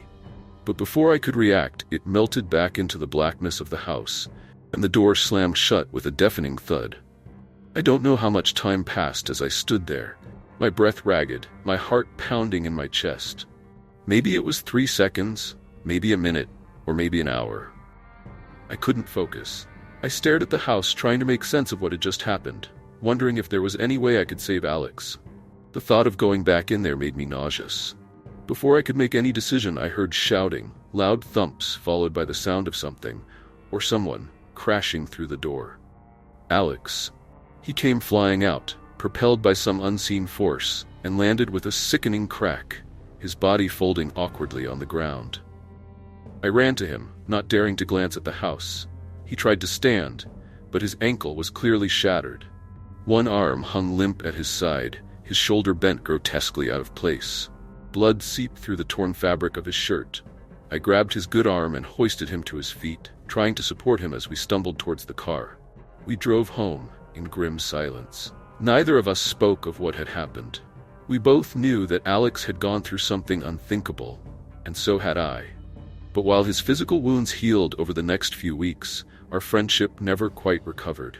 We both knew, deep down, that when it really counted, I had bolted to save myself. To this day, I still have nightmares about the face I saw in the doorway, about the suffocating darkness and the stench that hung in the air. Sometimes I dream I'm running through the woods, pursued by heavy, unseen footsteps. Other times I wake up in the yard of that house, But always, without fail, the dreams bring me back to the base of those stairs, staring up into the blackness, knowing that something is watching me. Sometimes the universe gives you signs. You just have to listen. So, when I saw Alex's annual Merry Christmas mass text pop up on my phone, I knew exactly what I had to do. He picked up on the first ring, though there was a pause before he said anything. "Hey Sam, long time no talk." His voice felt unfamiliar after all this time. "Yeah, man, listen." I had no words. I had known what I wanted to say when I hit call, but now all my certainty had evaporated. "Don't worry about it." "But I do. I want to make things right. So go back with me." I felt my legs weaken at the suggestion. "Alex, you really think we should just go back?" "We have to. Unfinished business. He paused, searching for the right words. "It's calling to me." I let out a heavy breath. "Me too." The drive to Arbor Road passed in a blur, time seeming to stretch the closer we got. As we neared 167, I kept my eyes on the road, but when the lot finally appeared, I couldn't suppress the shock that bubbled up. The house was gone. Not entirely, but almost. What had once stood proudly as a hollow skull was now a pile of rubble. The house had collapsed, crumbling under the weight of one of the recent snowfalls. The snow had blanketed the remains, almost as if the house had been swallowed whole by the storm. The dead apple trees had vanished too, leaving only a desolate expanse of white. We moved forward despite everything. The road had been plowed, but the driveway hadn't. Though, given the state of things, I would have been more shocked if it had been. What did surprise me, however, was what we found after taking a few steps into the untouched snow. A path, densely trampled, as though many people had walked there before us. I looked around and quickly realized we were standing at the edge of a vast ring of footprints. It looked like countless circles had been trudged around the remnants of the old house. Before I could speak, Alex walked past me, his purpose clear, and headed towards the side of the rubble. Halfway around the pile, he suddenly dropped to his knees and began digging through the snow and debris with his bare hands. "Hey! Stop! What are you?" I tried to shout, but he didn't respond. He kept digging, his hands turning red from the cold, cracking and bleeding. Still, he ignored it all. Unable to just stand by, I rushed to help him, pulling aside pieces of splintered wood and snow. My hands were numb from the cold, and I couldn't feel the sharp edges of the wood or the clumps of snow as I worked. It wasn't until I felt a nail dig into the side of my palm that I realized how much it hurt. But still, no blood. It didn't even break the skin. I looked back at Alex just as I recognized what he had uncovered. "The cellar?" I gasped. Alex had uncovered the wooden doors, buried beneath the rubble, as if he had known exactly where to look. I couldn't understand how he found it so quickly. It was like his spatial memory had led him right to it. Just like before, one of the doors was broken, and a familiar, inky blackness waited beneath it. Alex tore the broken door off its hinges with ease, as if it were made of cardboard, and tossed it aside without a second thought. We knelt together at the opening, staring into the gloom. I felt it immediately, just like in my nightmares. Something in the darkness was watching me. I placed my hands on the edge of the opening and leaned forward, squinting into the blackness, desperately hoping nothing would move. Behind me, I heard heavy footsteps, but I couldn't stop myself from straining to hear something. Anything in the dark. I knew what was coming before it happened. I lost my balance, tumbling forward into the cellar. I landed in a heap at the bottom of the stairs, groaning as I looked up to see Alex's grim face silhouetted against the pale winter sky. "Help?" I managed to whisper, but my voice was strangled. I tried to scream, but only a faint, weak sound escaped. My voice was immediately answered by the rustling of cloth. If my fall hadn't already drawn the attention of whatever lurked down here, my voice certainly did. I felt the presence of dark intentions surrounding me. Out of the corner of my eye, a pale shape began to take form, slowly, painfully, as if it were struggling to manifest into something solid. The face I would never forget. "Alex!" My voice was still a whisper, lost in the cavernous darkness. He paused for a moment, just watching me, before standing and stepping out of my line of sight. "Alex, come back!" I pleaded, but my voice was a distant echo. "Now you know how it feels." His voice floated back to me, already miles away. "But I came back, Alex, I came back for you, Alex!" My voice broke, and my shout echoed in my ears as the light above me slowly faded to black. Sometimes the universe gives you signs and you have to listen to them. So when I woke up in a cold sweat, phone in hand, I knew what I had to do. He picked up on the first ring, but paused before speaking. "Hey Sam, long time no talk." His voice, warm and familiar, soothed me for a moment. I glanced at the clock. It was 3 a.m., Christmas morning. Everything I could remember from the last 12 hours felt like a twisted director's cut of my usual nightmares. It was time to fix this. "I know, I'm sorry. I had this messed up nightmare, and I had to call and tell you I'm sorry, and What are you doing awake? I hope I'm not interrupting." "No, you're not. I've been having nightmares too. We need to figure this out. Look, why don't we meet up? Grab a coffee soon." "Right? At Joe's? Today?" I said, already planning in my mind. If I remembered correctly, Alex didn't have family obligations until later, for a Christmas dinner at Aunt Martha's. I had nothing planned for a few hours either, so we agreed to meet after breakfast. Joe's Diner was the kind of cozy, quiet spot you find in every city, though its name changes from place to place. The retro atmosphere hadn't changed much since the 50s. It was always open, always a place to sit and talk without crowds. Alex and I had spent hours there in high school, chatting over coffee or burgers. Though nearly 2 years had passed since we last sat at our regular booth, it felt completely natural when Alex strolled up, peeled off his heavy winter coat, and flopped down across from me. He waved at the server like nothing had changed. We started with small talk, the way we always did. Work, pets, family. His job still sucked. My parents were still divorced. He'd recently moved in with his girlfriend Ada, and they were starting to talk about what the future might look like.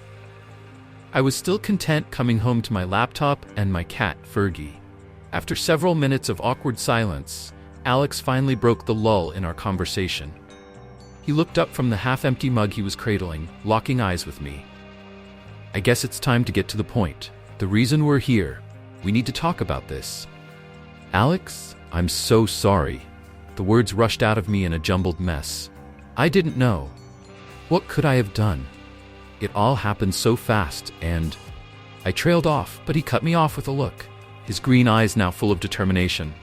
"It's not about what you did or didn't do back then," he said firmly. "It's about what we need to do now. You can't tell me the dreams aren't getting worse for you too." I swallowed hard, feeling the weight of his words press down on me. "You really think we should go back?" I managed to force the words out, still locked in his gaze, unable to look away. After the coffee with Alex, it was almost impossible to focus on anything else, especially not on my dad's annual burn the turkey ritual. My mind kept spinning with the half-formed plan we'd started building, going back to the house, to Arbor Road. What should we bring? What should we look for? What if things went wrong? It was starting to sink in that I was in way over my head, but I was glad I'd reached out. Talking to Alex had given me the courage to make this plan, and now I was hoping I could find enough courage to actually follow through. We're going back to Arbor Road. Tomorrow. I'm sorry it took so long for me to update.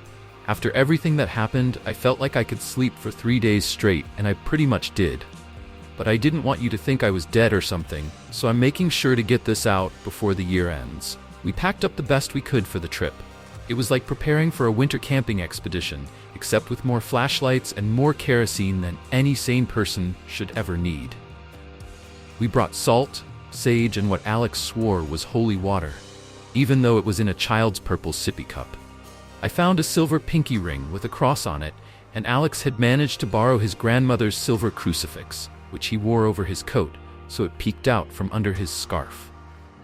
We also made sure to arm ourselves with something we should have brought on our first trip to Arbor Road: knowledge. Since it was a holiday, we couldn't exactly dig up old newspapers or books about the area, but we did manage to find a website created by a local historian, or maybe just a hobbyist, from the mid-90s. Despite its isolation, Arbor Road was technically on the outskirts of Burns. Burns, like many small northeastern towns, had its roots in hunting and logging. Hunting moose and deer was a popular pastime, and there were a number of hunting outposts scattered through the surrounding forests. The forest itself was as old as the continent, part of government land, and home to no less than 4 local legends and myths. Burns itself had its share of dark history. The last public execution in the region, 1953, 17 unsolved disappearances in 1936, a lot for a town of under 500 people, and a priest in the late 70s who was caught molesting children. Tragically, this man was also a father with a wife and 2 daughters. He was believed to be the last known resident of number 167. We also researched paranormal activity, hauntings, demons, all that kind of stuff. But I won't go into all the details here. After all, I'm telling this to the experts, right? On the drive to Arbor Road, I finally gathered the courage to ask Alex what exactly had happened the last time we were there. His grip on the steering wheel tightened, and I saw his knuckles slowly turn white. He fixed his eyes on the road ahead before answering. The thing that grabbed me, it was about 8 feet tall. Its robe was like made of pure darkness or something, like it was wearing a shadow. I remember its knees bent backwards. He paused for a moment, his voice shaking slightly as he continued. The face, oh God, the face, it was too pale, almost glowing, and so smooth, like a mask. The eyes, they were just black holes. And it lifted me up, not with its hands. I don't think it had arms. It was lifting me with like its mind or something. And I started freaking out, obviously, and it just stared at me. Watched. Alex paused again, struggling to find the right words. I couldn't breathe. I thought I was dying, and then this overwhelming sadness hit me. It was like I was going to miss out on the rest of my life. Of course, that's a sad thought, but the sadness, it consumed the whole house. It felt like the entire house was made from my sadness. And then somehow I managed to kick at the thing. Would it even have a neck? Anyway, I kicked it, and it dropped me. I fell all the way down the stairs. That's what messed up my shoulder. He took a deep breath as if reliving the moment. I shouted and just threw myself out the door. You know the rest. The car fell silent when he finished. His voice was barely above a whisper. Man, I'm just so sorry. I didn't know what to say. It's okay, I replied, my voice soft. I don't think there was anything you could have done. But this time, we're sticking together. I wasn't trying to dismiss his feelings. It just meant I wasn't ready to dive into what had happened. He didn't want to talk about it, and I didn't want to push him. Yeah, he muttered, his eyes focused on the road ahead. For a moment, I thought about my last nightmare. The look on his face as he watched me struggle at the bottom of the basement stairs. I almost asked him about it, but I decided against it. I still felt the weight of my cowardice, and I didn't want to risk pushing him away with that. You know I'm going to be scared, I said, my voice a little strained. I'm not brave, but I promise you, I won't leave you behind again. He met my eyes for a moment, then looked back at the road, offering a sad smile. I know, Sam. It didn't sound ominous. It sounded like everything would be okay between us. At least, that's what I hoped. When we arrived at the cemetery, we parked as usual, but this time we took a moment to look around. The graveyard was small, with about 40 graves, all bearing one of 6 last names. I noticed several gravestones from the 1930s etched with the words, "Never found, never forgotten." They were all children, the youngest a 3-year-old. We walked toward the house and the temperature dropped noticeably. We weren't too worried, though. We dressed like we were braving temperatures 10 degrees colder than what it actually was. We had a feeling this might happen. 167 Arbor Road looked almost the same in the middle of winter as it had in the summer. The yard was still filled with gnarled apple trees, their branches reaching up like skeletal hands. The house itself remained bone white, with dark windows standing in sharp contrast. The driveway was unplowed, but the snow wasn't too deep yet, and we were ready for it.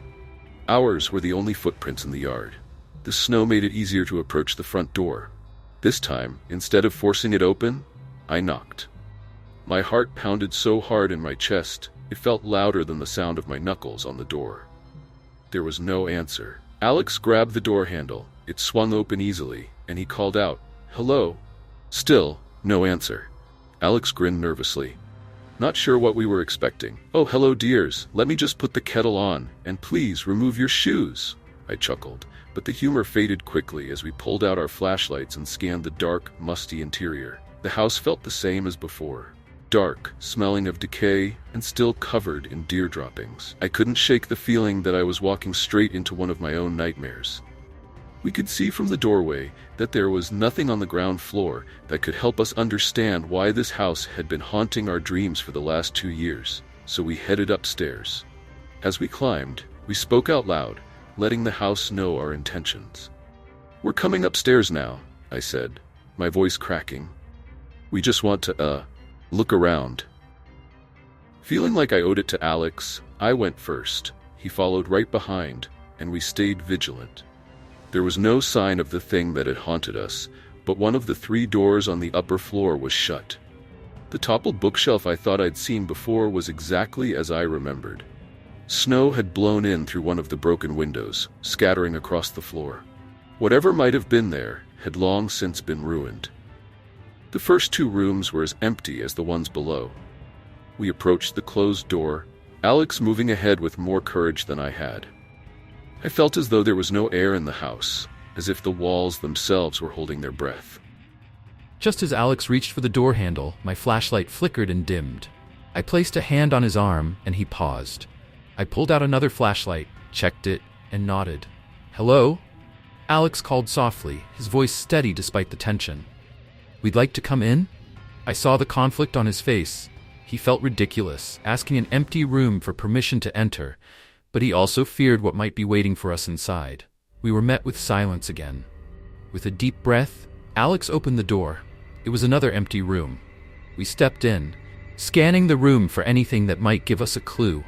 I had hoped for something obvious, like a neon sign that said, "Demon this way," or "Sage will fix it," anything to give us direction. But just as I was about to voice my thoughts, the door slammed shut behind us with a deafening bang. I yelped like a frightened child. We turned quickly, our flashlights shaking as we pointed them at the door. Thunderous footsteps pounded down the stairs, followed by the slamming of the front door below us. My flashlight quivered in my grip, matching the tremor of my hands. Alex's face had drained of color, and he was breathing in slow, deliberate pulls. "Downstairs, then?" he said, forcing a small smile. "I don't think we have a choice," I replied, my voice tight with tension. I wasn't feeling brave. My terror was being overpowered by an urgent curiosity and a growing need to understand what was happening. I had to know what was going on here, and how to make it stop. Had we disturbed a spirit during our last visit? Or had something far darker, some demonic force, been birthed in this house, just waiting to latch onto us the moment we walked through the door? Alex moved forward, taking the lead. I kept glancing over my shoulder, feeling as though unseen eyes were following our every step. The door to the room behind us opened with no resistance, and the front door was still standing wide open. Outside, there were no fresh footprints in the snow. Without exchanging a word, we silently walked around to the side of the house, heading toward the cellar doors. We both knew that was the only place left where answers might lie. The doors were covered in a thin layer of snow, except for one spot where the wood had been broken. Alex had brought a camping shovel, but the snow wasn't deep, and we had no trouble brushing it aside with our gloved hands. After a bit of effort, we managed to pry the doors open, revealing the worn stairs that led downward. I hesitated, trying to find my voice. "We're really going down there?" Neither of us moved at first. Instead of hope, we both felt an undeniable certainty that something ominous awaited us in the cellar. I remembered the unease I'd felt when we first came to this house, how unprepared we were for whatever it was that lived here. But this was different. It was worse. The dread felt more intense this time. There were no illusions of safety left. Whatever was down there wasn't going to let us leave easily. With a knot in my stomach, I took my first careful step onto the stairs. They were slightly snowy but not icy, and they felt sturdy beneath my feet. We scanned the area with our flashlights as we descended, but they seemed weak, their beams barely able to cut through the heavy gloom. Nothing was revealed until we finally reached the bottom of the stairs.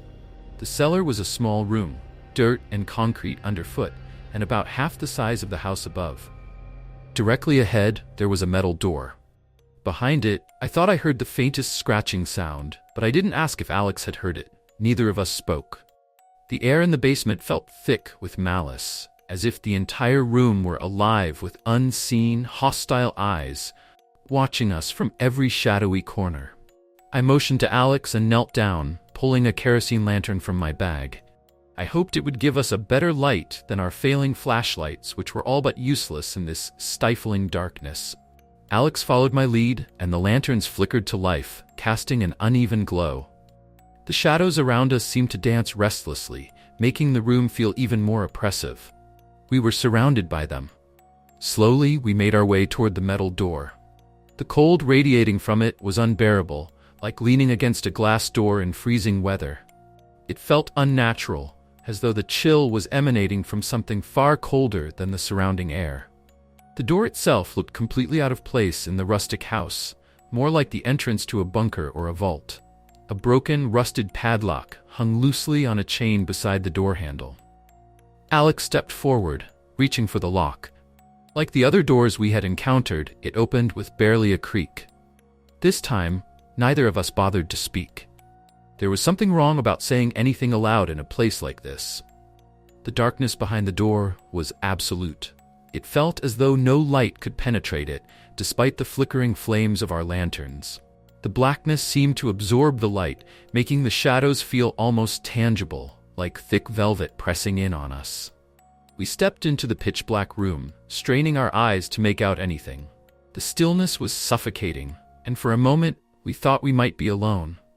But then a rustling sound echoed behind us, making us both whirl around. There, standing at the top of the cellar stairs, was a cloaked figure. For a moment, I considered slamming the door we had just passed through, but it felt pointless. Even if it had worked, it wouldn't have stopped it. And if it had, we would have been trapped in here anyway. We could only watch in silent horror as it moved down the stairs, gliding toward us with an unnerving speed that defied reason. Alex had been right about its knees. They were bent backward, but they seemed stiff. I can't explain how it moved with such stiffness, yet still with a smooth, almost effortless grace. That's the thing about encounters like this. We just don't have the words to describe them. We instinctively backed away, retreating deeper into the oppressive dark. The light from our lanterns seemed to grow fainter, just as our flashlights had before. The creature continued its descent, and after a few more steps, its face emerged from the shadows. It was pale, unnaturally so, with a mask-like quality that made my blood run cold.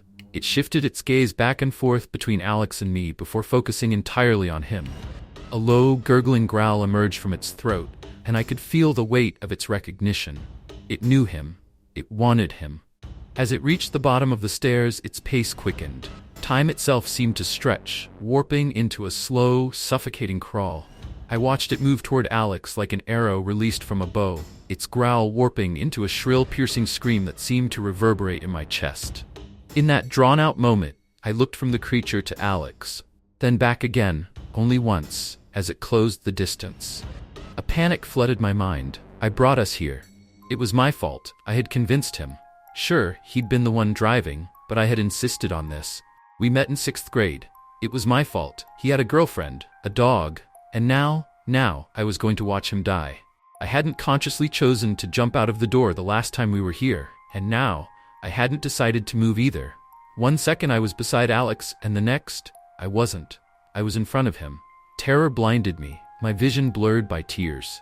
I held my breath, rooted in place, and I stood there between Alex and the creature as it lunged toward us. Its face, blank, expressionless, came hurtling toward mine, and I thought that would be the last thing I would ever see. Its scream, the last sound I would ever hear. But it passed right through me. I spun around, panic surging through me, only to find Alex's face, wide-eyed and frozen with shock. The creature was gone. Its shriek faded into the distance, like an echo swallowed by the darkness. Our lanterns flickered and flared back to life, burning brighter than before, filling the room with warm, golden light. But in that moment, everything faded into the background. There was only Alex and me, stunned, silent, and trembling as I collapsed to my knees, relief crashing over me like a wave. Okay, so maybe I was the only one crying, but we were both definitely stunned.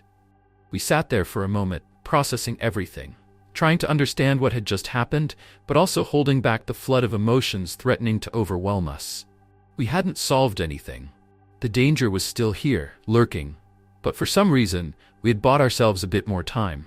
The room we were in seemed to mirror the one we had left, Except now, it was clear that something or someone had been kept here for a long time. The smell of dust, mold, and rot was 10 times more pungent in this room, filling the air with a nauseating stench. The backside of the metal door was covered in deep scratches and dents, like an animal had tried, desperately, to break through. The concrete floor was stained, and the edges of the floor bore an almost imperceptible imprint, like someone had walked in frantic circles for years. The walls were covered in thousands of tally marks, neat and orderly at first, then spiraling into frantic, desperate slashes as if someone had lost their sanity over time. Scattered across the floor were small bones and empty cans, the remnants of something that had endured far too long. But it was the fourth corner of the room that caught our attention. We both noticed it at the same time. "Is that?" Alex's voice was hoarse, as if he hadn't spoken in days. I couldn't answer, my throat too dry to make a sound. I simply nodded, my heart thundering in my chest. Slowly, we moved closer, the fear in our veins paralyzing us, yet pushing us forward at the same time. What we found huddled in that corner will haunt us for far longer than it ever haunted our dreams. The creature in the corner was a shriveled, decayed corpse, draped in a tattered black cloak. It looked like it had been left there for centuries, so fragile and disintegrated that it seemed almost unreal. Upon closer inspection, it became clear that it wasn't a human, or even anything remotely close. It resembled the body of a full-grown deer, its long hind legs contorted with the same backward knees we'd seen before. The front legs were missing, reduced to stumps, their bones smoothed and worn, as though they had been gone for years before the creature's death. I followed the outline of the body upward, tracing the line of the thick neck to the creature's head. It was turned away from us, its features half decayed. But even in its degraded state, there was no mistaking what it had once been. The back of its head was covered in thin, stringy hair, once probably blonde, though now it had taken on a sickly, graying hue. The flesh where the human hair met the deer's skull was heavily scarred, but still intact. Despite the revulsion curling in my stomach, what I felt more than anything was an overwhelming sorrow. I heard Alex sniffle beside me, and I knew he was feeling that same crushing despair. What do we do? I whispered, my eyes fixed on the grotesque sight before us. Alex cleared his throat, his voice low. "I guess we put it to rest." The process of digging the grave was slow and exhausting. Alex's camping shovel wasn't designed for breaking frozen earth, and we took turns, trying to carve out a crude hole that was long enough for a shallow burial. The entire time, we felt the presence, the unseen eyes watching us. But this time, it felt less hostile, more like a distant, melancholy gaze. It was Alex who ended up carrying the creature out of the cellar. He had played football for 3 years back when I spent my afternoons playing chess, so there was no contest. I helped him carefully roll the body onto a tarp from his trunk, and the cloak disintegrated as it shifted, crumbling into dust. As we moved it, the creature's head flopped toward me, the hollow eye socket staring into mine. The maggots had long since eaten the eyes, but those empty sockets seemed to pierce through me, like it was seeing straight into my soul. I left my bundle of sage burning where the corpse had been, unsure of what else to do for it. The drive home was quiet, a comfortable but heavy silence. We didn't need to speak. We promised to stay in touch and not let time pass between us, but I could tell we were both grateful for the respite. When Alex dropped me off, I felt completely drained. Everything that had happened seemed to weigh on me all at once, and I was ready to go inside and sleep for 2 days straight. But before I could collapse, we had to debrief. Alex hesitated, swallowing his pride before trying to open up. "Thanks, Sam, for, "I know, it was nothing," I replied, though it had been far from nothing. Saying it that way made the moment feel less awkward. "I hope we helped." "I think we did." He nodded, but furrowed his brow with concern. "But I could still hear footsteps inside the house as we were walking away." I exhaled sharply, the chill from his words sinking into me. I had almost convinced myself that I had imagined the sounds, those haunting footsteps, until he spoke. Now the doubt crept back in. Had we really done enough? Stories may end, but the fear remains. Subscribe to uncover more secrets hidden in the darkness. Until we meet again in the world of nightmarish shadows.